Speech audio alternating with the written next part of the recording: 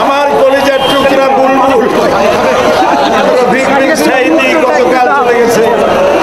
আমি জানতে পারলাম আজকে আসরের নামাজের সময়।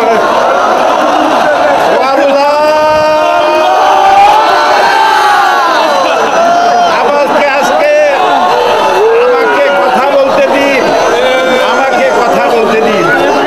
আমি আজকে 50 বছর কোরআনের তাফসীর করেছি সারা বাংলাদেশে, সারা পৃথিবীতে। আমাকে বানানো হয়েছে যুদ্ধ অপরাধী, আমাকে বানানো হয়েছে চোর, ডাকাত, হত্যাকারী, ধর্ষণকারী। আমি আল্লাহর নামে কসম করে বলছি, আল্লাহ তোমার জাতের কসম, তোমার ইজ্জতের কসম, তোমার সম্মানের কসম, 1971 সনের এক ফোঁটা বাড়ি বা কাদা আমার গায়ে লাগে নাই, লাগে নাই, লাগে নাই।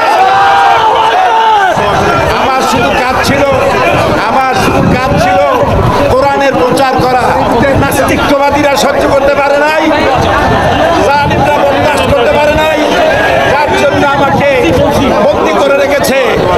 আমি শাহাদাতের তামান্না